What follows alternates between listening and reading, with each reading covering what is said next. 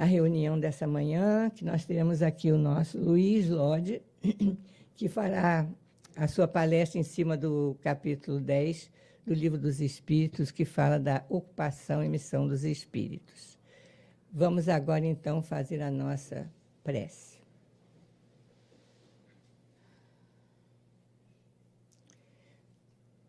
Senhor Jesus, Maria de Nazaré, Mãe querida, estamos aqui reunidos para aprender, para estudar, para entrarmos em contato com os nossos amigos espirituais que se debruçam sobre nós, para acalentar os nossos corações, acolher os nossos pedidos, restaurar a nossa saúde.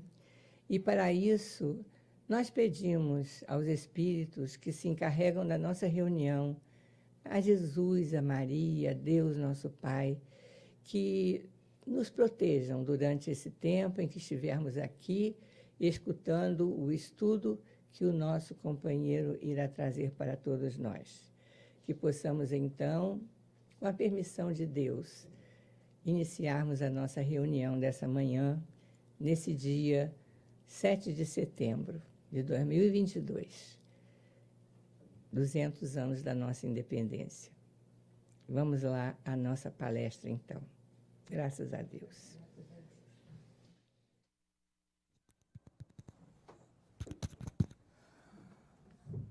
Bom dia a todos. Como disse nossa querida Jane, é um estudo em grupo, e nesse momento que nós estamos estudando em grupo, nós estamos sendo tratados, nós estamos sendo acolhidos pelo plano espiritual. Nossa mente vai se abrindo, e nesse momento que a nossa mente vai se abrindo, nós vamos recebendo essas vibrações benfazejas. E aproveitando, vamos estudando junto o capítulo 10 do Livro dos Espíritos, que é um estudo bom, que é a ocupação dos espíritos. E, além da ocupação, quais são as missões deles aqui na Terra e também no plano espiritual, ou seja, quando estão no estado errante, como diz o Livro dos Espíritos. É interessante porque hoje é o dia da independência do Brasil, fazemos 200 anos. A gente percebe que não só nós, espíritos, temos missões. A nossa terra tem missão, nosso país tem missão. Todo o sistema que nós estamos envolvidos, o sistema solar, tem missão, o universo tem missão. E assim é a composição que o nosso Criador, nosso Pai, fez.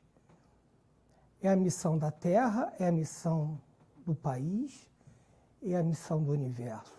Está tudo dentro de um grande tabuleiro. Não se pode sair fora desse tabuleiro. Podemos ser livres dentro desse tabuleiro para se mexer, mas temos um limite de atuação. É como fosse, podemos dizer assim, como se nós estivéssemos num prédio. Dentro do nosso andar, nós podemos ser livres, fazer talvez as bagunças que quiséssemos fazer. Mas nós não podemos botar fogo no nosso andar porque vamos incomodar, vamos talvez botar em risco o prédio. Então, num sistema solar que nós pertencemos, nós não podemos também destruir o nosso planeta, que vão botar em risco o sistema solar, e assim sucessivamente. Existe um tabuleiro, onde que dentro do tabuleiro nós ficamos ali, um certo livre-arbítrio, mas é um certo livre-arbítrio. Isso me lembra o Pierre Curie, que foi um grande químico de uma família de Marie Curie, e toda a família prêmio Nobel, onde que na véspera da guerra ele tinha uma missão, a família tinha uma missão de descobrir, olha, a missão dos espíritos. Ele estava sendo avisado pelos espíritos para parar as pesquisas de radioatividade que ele vinha fazendo, que era um grande perigo, porque estávamos na iminência da Primeira Guerra Mundial, e isso seria perigoso. Mas nós, seres humanos, encarnados, talvez a gente venha com o nosso ego aflorado e ficamos empolgados com determinadas descobertas, esquecemos nossos compromissos e vamos em frente. Aí precisa da intervenção divina. Ele é sacado do momento da sua encarnação, atropelado precocemente por uma carruagem, e é interrompida a trajetória dele. Porque era perigoso para aquele momento do nosso planeta a descoberta da radioatividade perante uma guerra, a Primeira Guerra Mundial. Então, isso tudo nós estamos falando porque missões dos espíritos, ocupações dos espíritos, ainda tem os espíritos missionários. Lembramos que missão dos espíritos é aquela ocupação, é aquela ocupação que nós fazemos, trabalhamos todo dia. A missão é uma coisa mais delicada, é aquela missão que nós precisamos vir fazer para, de repente, resgatar um determinado ponto, para nós evoluirmos. É uma missão que cada um tem, que combinou, ou que o guia falou assim, olha, é preciso que você faça isso, é preciso que você resgate esse ponto, é preciso que você ajude ali, é uma necessidade, talvez um dever que você precisa fazer. Já o missionário não, são um espírito um pouco mais evoluído, que vem se dedicar para fazer algo, se abdicar de valores pessoais em prol de uma sociedade. Aí vem as diferenças das ocupações, das missões e dos missionários. Estamos falando tanto dos espíritos encarnados como os desencarnados. E continuando nessa visão, a gente não pode também deixar de pensar que tudo tem a noção tanto da pluralidade dos mundos habitados, que temos que levar isso em consideração, porque é uma escala, como a escala espírita. A escala espírita é importante nós avaliarmos que cada um está numa posição de elevação espiritual. Nós vamos ver durante as perguntas aqui que várias perguntas que Kardec, na sua magnitude magnânima, eu acho no Livro dos Espíritos uma coisa das mais importantes são as perguntas. Kardec, na sua expertise, ele vai no ponto-chave das perguntas. Então, as perguntas são feitas e os espíritos respondem assim, pode ser, talvez seja, depende. Porque depende, todas essas variáveis vão depender do nível evolutivo de cada espírito, vai depender do estado de cada espírito. Então, nós vamos ver isso. Por isso que é importante ter a escala espírita sempre em mente, sempre a escala espírita em mente. Está com ela junto da nossa cabeça e também dos mundos, da pluralidade dos mundos habitados. E falando assim nesse termo, só para a gente lembrar um pouquinho, já que nós mencionamos a independência, uma coisa importante para o Brasil, protegido pelo Espírito Ismael, uma grande proteção, nós às vezes também pensamos em situações assim, vêm grandes missionários para o mundo e a gente pensa, pode ser que ele tenha falido, mas a nossa visão talvez seja muito estreita, porque nós vemos na horizontalidade da nossa vida. A gente não está em cima de um cume, em cima de um monte e vê a história de cima. A gente vê a história do nosso nível, dos nossos olhos. A gente não vê a história na amplitude da história. Podemos dar um exemplo, por exemplo, a vinda de Napoleão de Joana d'Arc. Joana d'Arc ela veio reestruturar a França. Napoleão, posteriormente, quando ele veio reestruturar novamente a França, já em cima do problema do império que estava toda numa situação de briga. Mas fala assim, mas por que, Luiz, você está falando isso? Eu estou falando isso porque a vinda de Napoleão fez com que Dom João VI ele saísse de Portugal e trouxe a coroa para o Brasil. A coroa vindo para o Brasil, ela trouxe o império para o Brasil, que o Brasil ele pôde se tornar uma outra estrutura de país. Com a coroa aqui, foi feita faculdade de medicina, faculdade de engenharia, a coroa trouxe várias coisas que o Brasil não teria como o Brasil colônia, simplesmente colônia. Então, ele mudou a característica do Brasil, que o Brasil é hoje. Aí fala assim, e isso tudo em virtude da entrada de Napoleão na França. Então, quer dizer, olhando a história de cima, você vê que o mecanismo que de repente, a divindade está mexendo, a gente não percebe quando nós estamos vivendo aquele momento, mas quando a gente olha, dá um passo e olha a história de outro prisma, a gente fala assim, como aquilo foi importante para uma determinada época, ou para um determinado povo, para uma determinada situação. E olha nós hoje comemorando 200 anos da nossa independência. Bom, voltando para as questões do Livro dos Espíritos, ou começando as questões do Livro dos Espíritos, ele pergunta assim, acho que eu vou botar aqui, que aqui é mais... Eu não consigo muito... Minha vista já está ficando um pouquinho cansada. Os espíritos têm missões a cumprir e as cumprem na erraticidade ou encarnados? Ele fala assim, não. As missões eles sempre vão cumprir, ou encarnado ou desencarnado. O trabalho, quando ele fala assim, os espíritos, ele tem que relativizar a pergunta.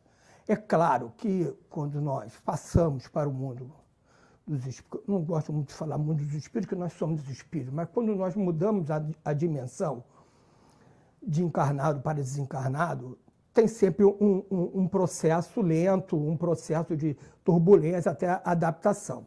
Mas não vamos entrar nessa área. Vamos imaginar nessa mudança. Já estamos ambientados lá, tudo direitinho. Sempre vai existir a necessidade de trabalho, que é o trabalho que eleva. É o trabalho que vai trazer uma elevação do espírito, ou ele estando encarnado, ou ele estando desencarnado. Nós aqui buscamos um certo tipo de atividade, ou um certo tipo de trabalho que vai nos dar conforto, que vai, de repente, buscar um trabalho perto de casa, que vai buscar uma certa remuneração. No plano dos espíritos desencarnados, é a mesma coisa. Só que os valores são outros. Não existe a remuneração em dinheiro, não existe a remuneração perto ou longe de casa, mas o trabalho que vai fazer ele aprender, ele desenvolver.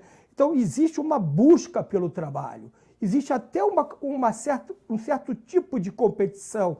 Eu e um outro, de repente, eu e o Júlio, por exemplo, iremos concorrer ao mesmo tipo de trabalho. As aptidões que vão diferenciar a capacidade de sustentar o trabalho. Quem tem mais capacidade de manter aquele trabalho, que vai ser, eu quero ser o guia de fulano, quero fazer aquela atividade, mas eu tenho a capacidade, eu tenho a estrutura moral de conseguir aquilo. Então está dentro das capacidades morais, as capacidades da bagagem que eu levo para manter isso. Não muda muito no plano existencial que nós temos aqui. Quando nós vamos concorrer a uma vaga, vai depender do currículo que nós temos. Ele tem a capacidade de gerenciar uma conta de um cliente desse tipo, ele tem estrutura contábil financeira para poder sustentar um cargo dentro de um banco ou de uma empresa de aplicação financeira. Então, quer dizer, existe uma certa similaridade, mas a relatividade está nas questões morais e nas questões evolutivas, que é o nosso fim. Essa passagem aqui na Terra, ela vai nos dar meios de nós entendermos o processo evolutivo.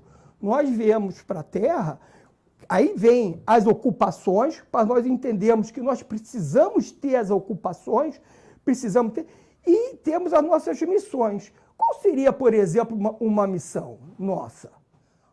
De repente, um resgate que eu posso fazer dentro de um mau entendimento entre eu e um espírito. Que espírito seria esse? Pode ser meu filho. Então eu venho aqui para resgatar um relacionamento com um espírito que hoje veio como meu filho, ou como minha mãe, ou como meu pai. Pode ser uma missão, pode ser eu resgatar um problema de um determinado vício. Pode ser eu venha a ser um professor para difundir determinados conhecimentos. Então, as missões do cotidiano da vida são essas. É trazer o bem, através de uma mão ajudando a outra. Lembrando sempre, as missões que nós temos é sempre trazer o bem para a coletividade. O bem pessoal, quer dizer, o que eu como chamo bem pessoal?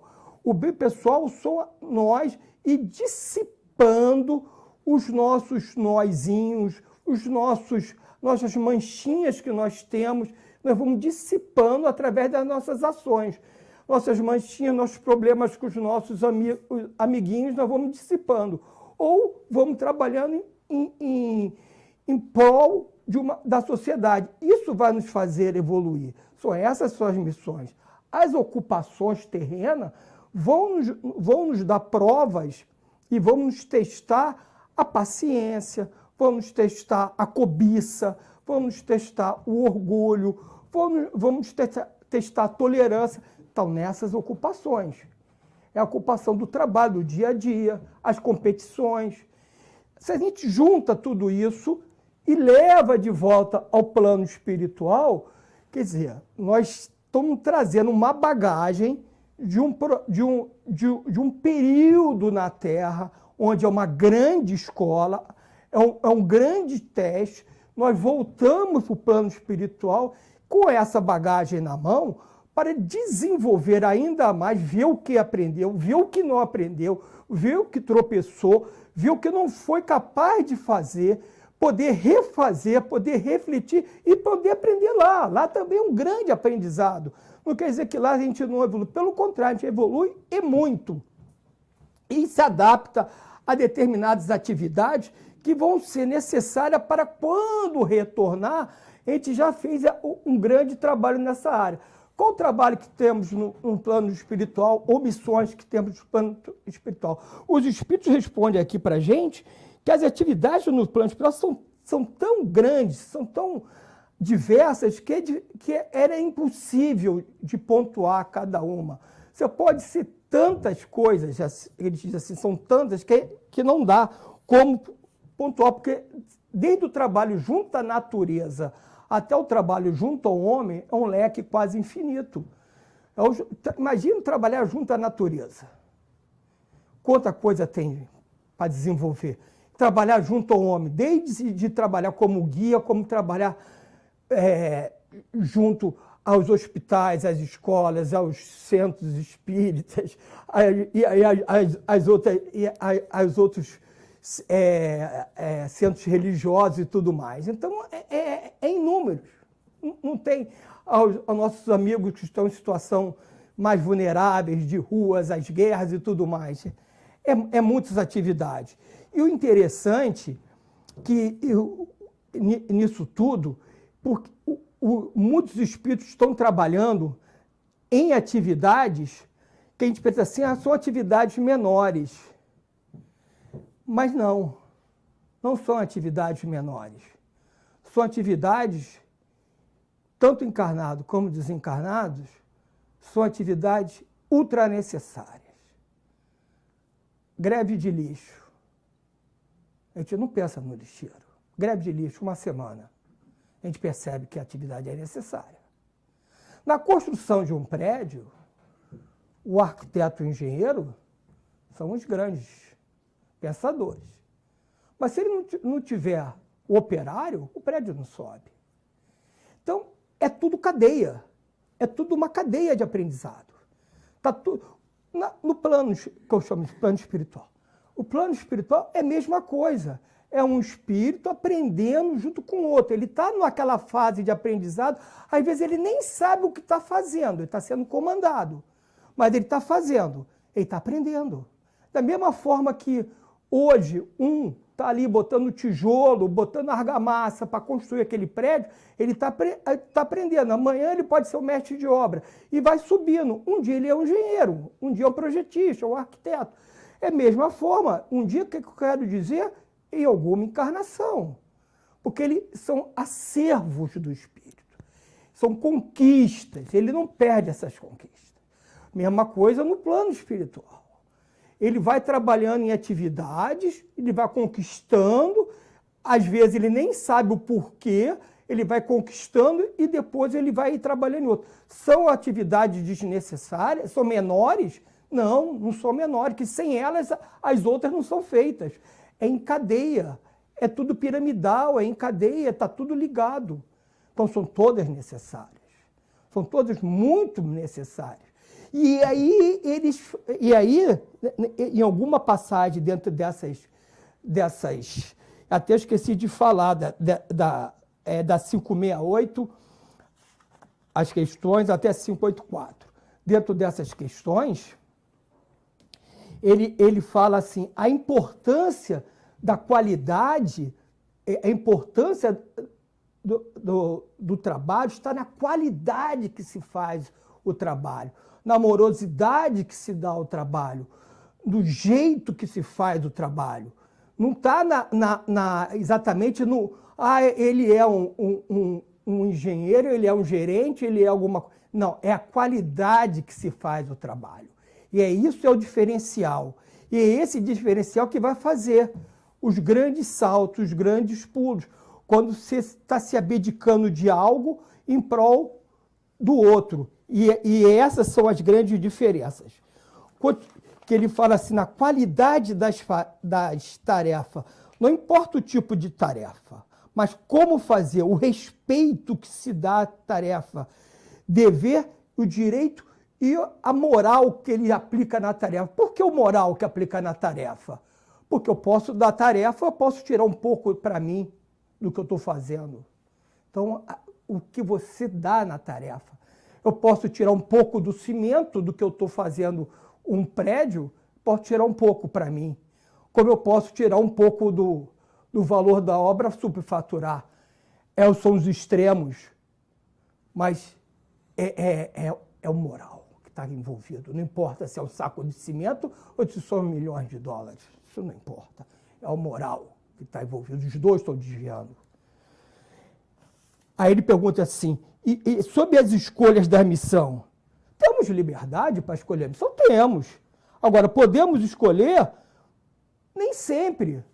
Porque o mentor vai falar assim, você não tem ainda condição de suportar determinadas missões.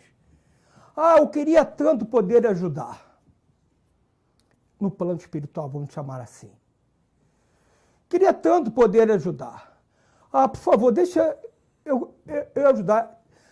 Aí me bota numa linha de frente que eu não tenho estrutura para suportar determinadas coisas que eu vou ver. Eu não tenho estrutura psíquica para aquilo. Eu acabo atrapalhando o trabalho em si, porque tem que ter estrutura psíquica. Aí já não basta só ter estrutura moral, tem que ter estrutura psíquica, que tem certas coisas que a gente não pode. Se baixa a vibração através do medo, atrapalha o trabalho. Você precisa ser socorrido em vez de estar socorrendo. Então, a gente tem determinadas ideias, quando, por exemplo, eu falei do plano espiritual, mas, por exemplo, nós vamos dormir, tem exemplos que eu não vou trazer da forma que eu aprendi, mas dá uma noção. Nós vamos dormir, ele fala assim, queria tanto ajudar, eu queria tanto quando eu desdobrasse e ajudar em algum lugar. E às vezes a gente fica com essa ideia firme, e às vezes os espíritos nos levam para ajudar em determinado local. E determinadas vezes a gente percebe que a gente não tem condição de ajudar, porque a barra é muito pesada.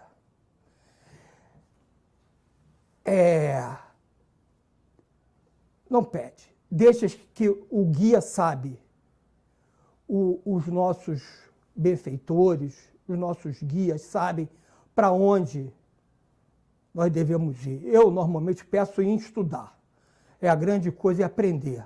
Estamos aqui nesse plano para aprender. Então, uma grande coisa eu acho a minha parte quando vou deitar é que eu possa ir para algum lugar para aprender. Porque é isso que eles estão falando aqui, que ele fala assim, escolha da missão. Se eu não tenho estrutura psíquica para aturar aquilo que eu vou ver, eu vou ser uma pessoa que precisa ser ajudada, precisa ser retirada. E às vezes atrapalha todo mundo que está na missão. Aí ele fala assim, e a missão dos encarnados? Aí ele fala assim, a missão dos encarnados são sempre os valores morais e espirituais, colocando em prática junto do exemplo. Quando mais elevado o espírito, mais tem a necessidade de ajudar os mais carentes. Você vê como é que é. É uma vontade interna que vai aparecendo. Ah, mas eu não sei o que fazer. Eu vou sair de casa... correndo com a comida. Não, calma. Quando surge a necessidade, as portas vão abrir, dulcificando o olhar, deixando o olhar, deixando dele ser invisível para a sociedade, deixando o olhar aberto para o que está acontecendo em volta, deixando penetrar a sociedade em volta de você, penetrar a sensibilidade, você vai ver, ouvir, perceber um pedindo forte do teu lado. Às vezes um porteiro falando assim, uma necessidade dele passando pelo teu ouvido assim. Puxa, eu precisava disso. Você vai perceber um outro falando isso. Não é um pedinte. Essa é a diferença. Não é um pedinte na rua. Não é que não é para ajudar o pedinte, mas você vai perceber, porque a tua sensibilidade vai abrir. Porque aquela necessidade vem de dentro e você se abre. Você não está mais andando na rua com o ouvido tampado, com os olhos tampados. Você está andando na rua aberto às vibrações mais sensíveis. E essas vibrações vão vir. Então, quando isso acontece, dessa necessidade vir, deixa. Ela vai vir. E as suas percepções vão achar o local certo. É trabalhar no bem. E isso que é bacana. Ela vem. É sintonia. Teu guia está te ajudando. É sintonia. Se você fecha para essa porta, está fechando uma grande oportunidade na vida. Aí tem uma pergunta que ele fala de criaturas inúteis. Se existe criaturas inúteis. É uma resposta assim. Se o pai não para de trabalhar, não pode existir criaturas inúteis. O pai não cria. O Criador do universo, não poderia criar criaturas inúteis. Só a gente olhar para fora e perceber que tudo tem um valor e tudo é encaixado. Nada é inútil na natureza. Se a gente olhar a natureza nos mínimos detalhes, nada é inútil. Se a gente olhar o nosso corpo humano nos micros detalhes, nada é inútil.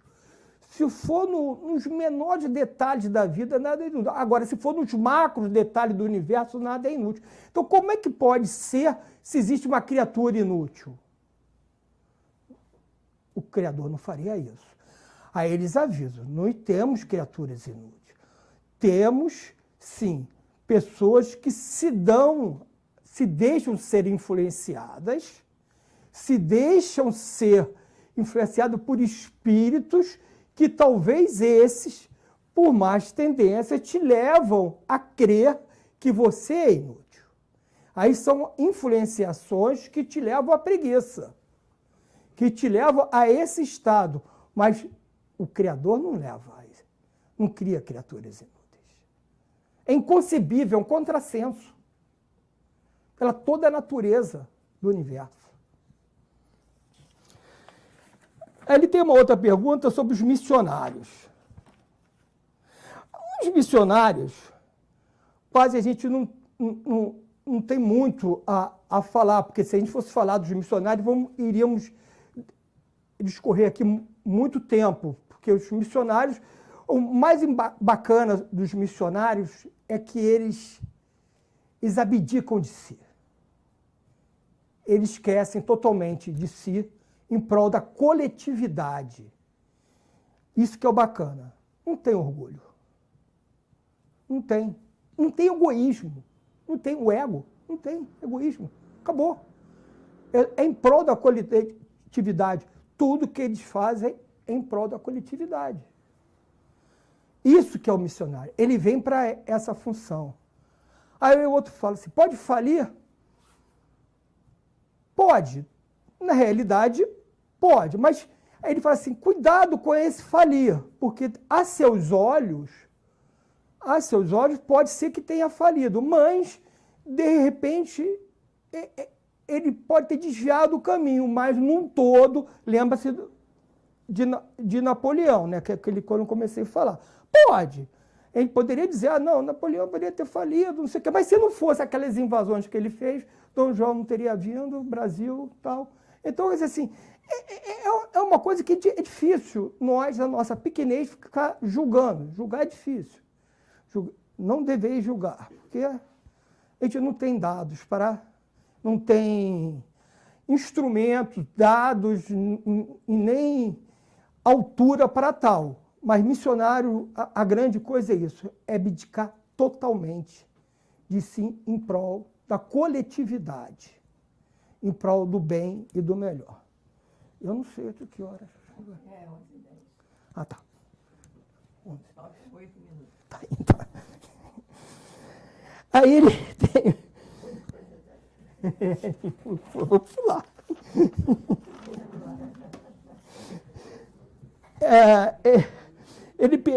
Existe uma pergunta aqui, 579, ele fala assim, vou direto para ela. Pois se é Deus que o Espírito recebe a sua missão, como há de compreender que Deus confia a missão importante de interesse geral a um Espírito capaz de falir? Ora, Deus concede a um general a guerra. Ele não sabe se o general vai ganhar ou vai perder, ou ele sabe. Deus sabe tudo. Ele sabe o final da batalha, mas ele concede o general a guerra. Então, é necessário que me dê uma prova que no final eu possa falir? É necessário. É necessário. É necessário que me dê uma prova que eu vá falir e leve comigo, arraste comigo muita gente? Não sei. As perguntas do Livro dos Espíritos que fazem nós refletirmos. Por que isso? Porque são outras variáveis que, ao longo do tempo, elas vão ser respondidas. São variáveis que, ao longo do tempo, de repente, uma nação que é invadida, uma nação que precisa passar por um processo desse, ao longo do tempo de milhões não é muita coisa, mas centenas de anos, a gente vai ver o resultado. Quando o Império Romano saiu destruindo aquela coisa que a gente fica abalado em ver, mas ele destruiu povos bárbaros. Destruiu os celtas, que eram povos muito evoluídos, que já tinham contato com o plano espiritual e tudo mais. Mas se a gente for ver no passado, o povo celta invadiu os romanos. Então, na lei de causa e efeito, pode ser que ali pode ser que ali tenha uma compensação, pode ser. Mas, de qualquer maneira, os romanos eles destruíram alguns povos que eram realmente bárbaros. Aí você fala assim, isso é lei de destruição, lei de progresso. Eles abriram rodovias que integraram vários povos. Pode ser lei do progresso, pode ser. Tudo estou falando que pode ser. Não estou afirmando, estou aqui pensando junto. Então, quer dizer assim, quando a gente olha sobre esse prisma, de repente, Roma chegou num ponto que ele ajudou a evolução do mundo no aspecto, mas depois ela atrapalhou em outro aspecto. Ah, mas essa parte aqui foi útil, essa parte aqui já não foi útil. Então, a gente vai aprendendo com o mundo essas missões, porque quando acontece uma determinada fase que se faz uma missão, você fala assim, faliu. Faliu em termos, porque é dado para alguém fazer uma missão e ele vai. Só que ele extrapola, ele passa do prumo e extrapola. Mas você não está perdido, que isso aqui foi aproveitado. Isso aqui foi demais, foi demais. Mas isso aqui foi aproveitado. Então, vamos pegar a parte que foi aproveitada, que ajudou a evolução da humanidade. Isso aqui a gente vai tratar mais tarde, através dos mecanismos de compensação que se tratam os desvios. E a humanidade, ela é mais ou menos assim, ela evolui através de quê? Ela evolui como o Arthur Valadares, até ele gosta de comentar, né? Como o balançar da maré ou o balançar pendular, porque ela vai indo para um caminho evolutivo, mas ela ultrapassa a fase de evolução, porque ela vai para o extremo. Ela não sabe parar, ela vai para o extremo. Aí, quando ela percebe que está lá no extremo, que ela passou do que tinha que ser. Então, ela vai indo pela religiosidade, vai indo e está bem. Aí, ela vai extremo. Aí, ela vai para o outro lado mais tarde. Ela vai para a negação. Ela vai negando, aí vai para o extremo. Quando ela faz esse caminho pendular, ela passa pelo meio. O meio é o processo evolutivo. Então, é mais ou menos assim. As missões são isso. Ela vai indo, o missionário vai indo, aí vem outros, vão acompanhando o processo dele, mas vai indo para o extremismo. Aí atrapalha tudo. Mas tudo bem. Ele passa depois para o outro lado. E assim, nós vamos evoluindo, porque cada lado que nós vamos para o extremo, nós aprendemos que ali não é bom. E aprendemos que aqui no meio que é o bom. Aí vamos para o outro caminho. Então, já fizemos, se a gente olhar a história do homem, nós vamos ver que já fizemos isso várias vezes. E já aprendemos várias vezes aquilo que não é bom. Então, evoluímos, e estamos evoluindo, e vamos evoluir. Vai chegar um dia que nós não vamos precisar ir para os extremos pendulares ou pelos ciclos das marés. Mas esse é o processo. O missionário começa um processo e logo após dele, você vê que Kardec acabou o processo dele, Kardec foi embora, e os materialistas continuaram batendo. Veio Leon Denis e veio ajudando, os materialistas continuaram batendo.